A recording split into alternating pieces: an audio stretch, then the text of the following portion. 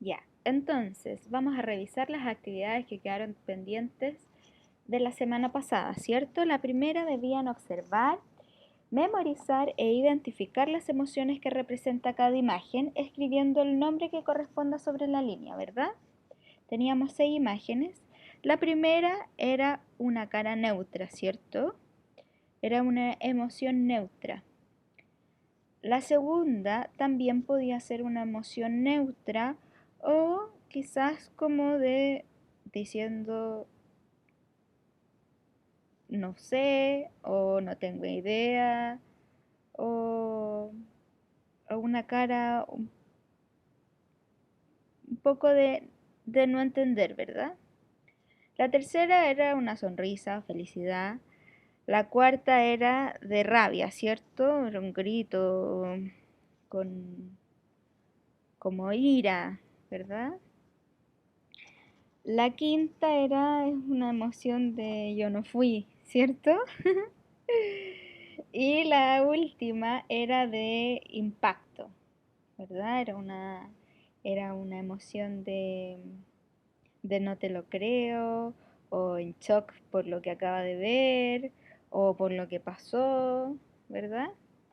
Luego abajo en la actividad 2 debía tapar estas imágenes, ¿sí? Y escribir en cada recuadro en orden las emociones que recuerda de aquí arriba, ¿cierto? En la tercera debía escribir enumerando las precauciones que debe tener en cuenta para no ser víctima de una estafa o publicidad engañosa. En la calle, al contestar el teléfono, cuando me ofrecen un producto o negocio y en el banco, ¿cierto? Las precauciones que uno debe tener en la calle, por ejemplo, es no andar con cosas de valor a la vista, eh, andar con pocas cosas en la mano, ¿cierto? Siempre andar con pocas cosas en la mano. Eh, Sacar el celular en un lugar, en una tienda solamente, no en la calle, ¿verdad? Eh, Mirarse quién va alrededor nuestro, ¿cierto? Quién puede ir atrás, al lado, muy cerca, o con actitud sospechosa, ¿cierto? Precauciones al contestar el celular, el teléfono. Tener presente que hay mucha gente que hace estafas telefónicas, ¿cierto? Entonces hay que siempre no dar información personal y ser desconfiado, ¿verdad? Porque no sabemos quién está al otro lado del teléfono. Cuando me ofrecen un producto o negocio, ser desconfiado, ¿cierto? No creer todo lo que le digan. Recuerden que sobre todo los vendedores tienen técnicas para persuadir a los clientes, ¿cierto? Así que tener mucho ojo con eso. Y en el banco, fijarse quién está alrededor, quién puede mirar, si uno se acerca al cajero, por ejemplo, quién puede estar pendiente de lo que estamos sacando. En un cajero electrónico, esconder siempre, tapar nuestra mano para introducir la contraseña de nuestras tarjetas. No darle la contraseña a nadie, ni mucho menos información privada, ¿verdad? Ojalá siempre cuando vayan al banco, ojalá siempre puedan tener la posibilidad de ir acompañados y acompañadas. Y la última actividad era una sopa de verduras, ¿cierto? Que aquí están las palabras y ustedes eran 15 verduras que ustedes debían encontrar dentro de esta sopa de letras. Era relativamente fácil porque todas las palabras se encontraban de manera horizontal, ¿verdad? Ya, entonces vamos a comenzar la clase del día de hoy.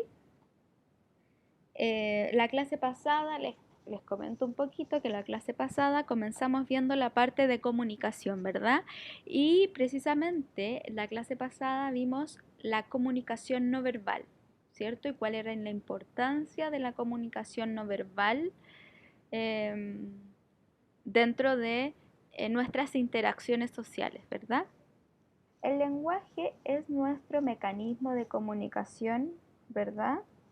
Y este lenguaje sufre una serie de cambios a medida que van pasando los años, ¿cierto? Y donde principalmente afecta es el procesamiento léxico. Y el procesamiento léxico es nuestro diccionario, por así decirlo, es donde tenemos almacenadas todas nuestras palabras. Mientras el vocabulario pasivo y el conocimiento conceptual aumentan o se mantienen, en las personas mayores se producen dificultades en el proceso de recuperación de las palabras. Y con esto de recuperación de las palabras me refiero a el fenómeno de la punta de la lengua. ¿Les ha pasado a ustedes que de repente están en medio de una conversación y tienen en su mente la imagen de lo que quieren decir, lo pueden definir, ¿verdad?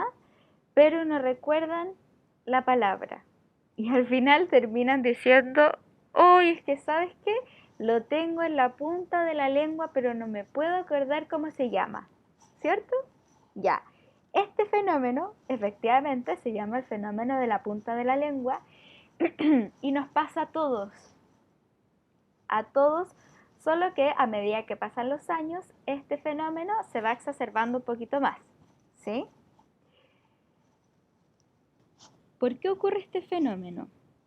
Resulta que nosotros dentro de nuestro cerebro tenemos un almacén donde tenemos todas las letras y tenemos otro donde está almacenado toda la información, por ejemplo, la descripción, la imagen de todas estas palabras, la categorización, ¿verdad? Entonces, cuando yo quiero mencionar, cuando yo hablo de algo,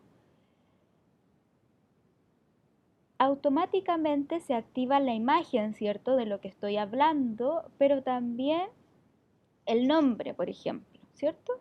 Y para yo poder acordarme del nombre necesito las letras. Entonces, ¿qué pasa?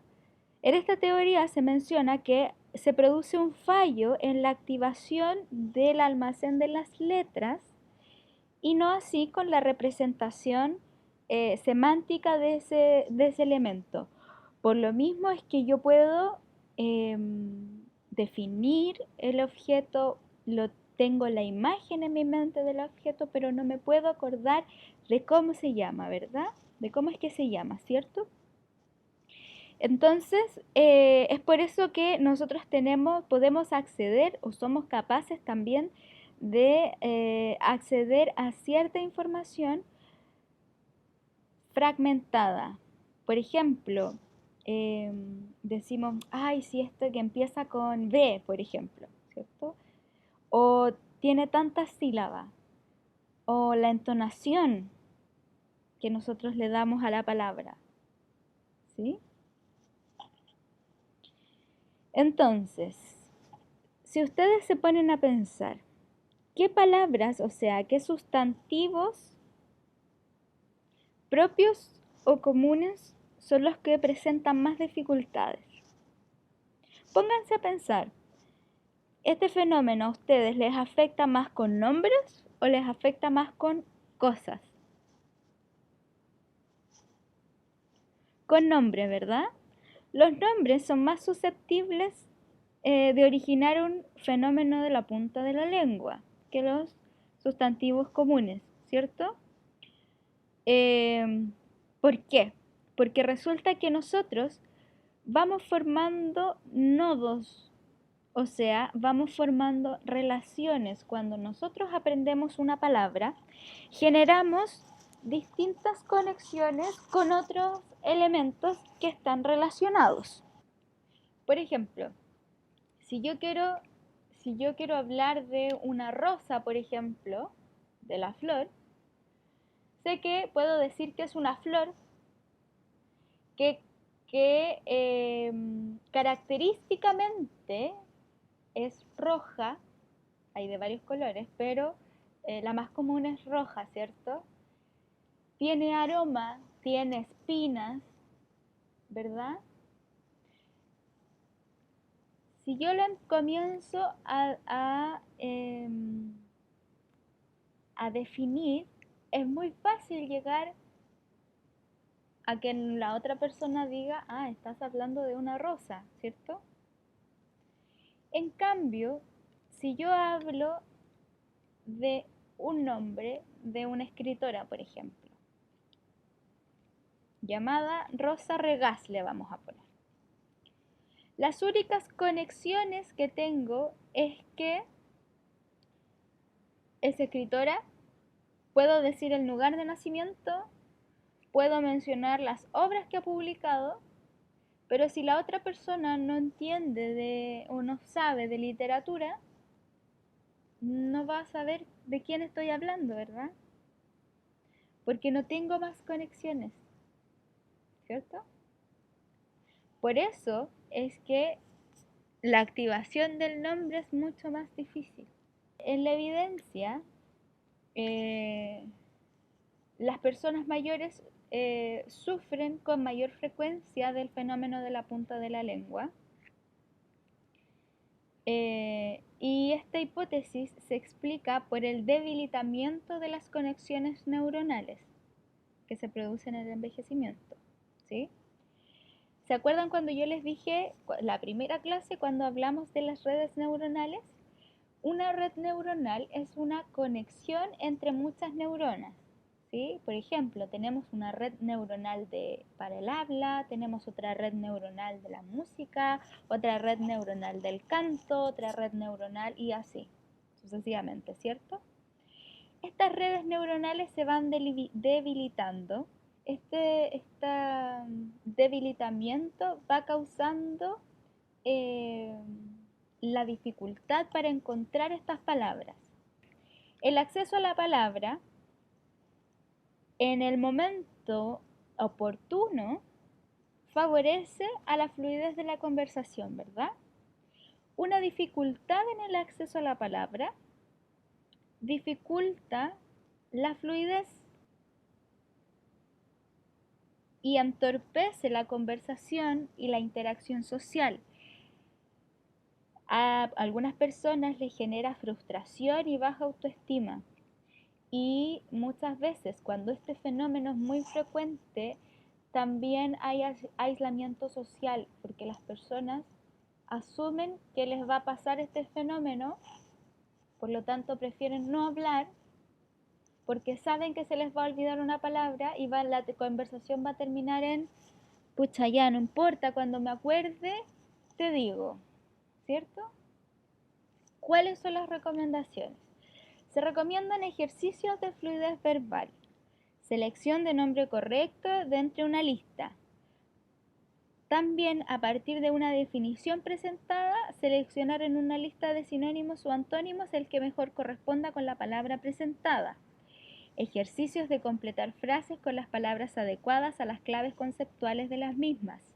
Ejercicios de denominación con ayudas semánticas a modo de crucigrama.